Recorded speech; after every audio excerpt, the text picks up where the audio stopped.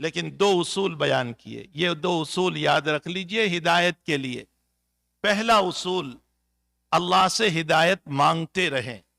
ہر نماز کی ہر رکعت میں اللہ نے ہمارے پاس ہدایت کی دعا کرائی. اہدنا الصراط المستقیم صراط الذین، یہ ہدایت کی دعا ہو رہی. اللہ ہمیں صراط مستقیم پر قائم رکھ. اور دوسرا، والذین جاہدوا فینا لنہدینہم سبلنا، ہمارے راستے میں مجاہدہ کرو. اس ہدایت کو باقی رکھنے کے لیے ہمارے اعمال جو ہم نے تمہیں بتایا ہے، جو امر بالمعروف ہے، جو نہی عن المنکر ہے، جس سے منع کیا ہے اس سے رکو، اور جس کا حکم دیا ہے اس کو ادا کرو.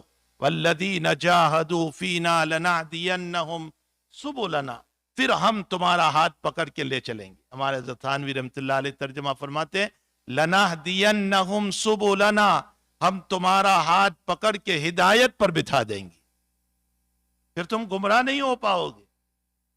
تو ایک دعا کرنا ہے.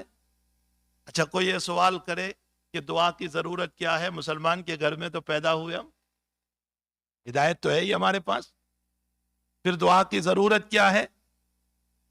ہم تو مسلمان ہیں، پھر ہدایت کی دعا اللہم اہدنا الصراط المستقیم. اس کا جواب یہ ہے کہ ہدایت تو ہے، ہدایت کاملہ نہیں ہے، کمال والی ہدایت نہیں ہے.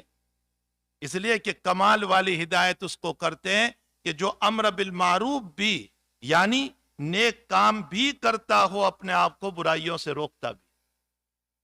میں اکثر اپنے طلبہ کو کہتا ہوں کتاب الایمان کا خلاصہ التعظیم بطاعت اللہ والشفقت علی خلق اللہ، یہ بخاری کی پوری کتاب الایمان کا خلاصہ ہے.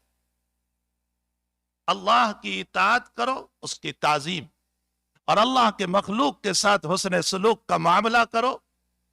یہ دونوں ہیں، اس کو کہتے ہیں ایمان کامل.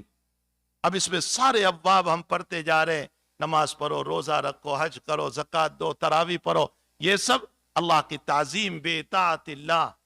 اللہ کی مخلوق پر ظلم نہ کرو، کسی کو برا نہ کہو، کسی پر تنقید نہ کرو، کسی سے حسد نہ کرو، اپنے لیے جو پسند کرو بھائیوں کے لیے پسند کرو. الشفقت بخلق اللہ، یہ دونوں ملے گا تو ایمان کامل ہے، تو ہدایت کاملہ ہے. یہ مانگنا ہے ہمیں اللہ سے.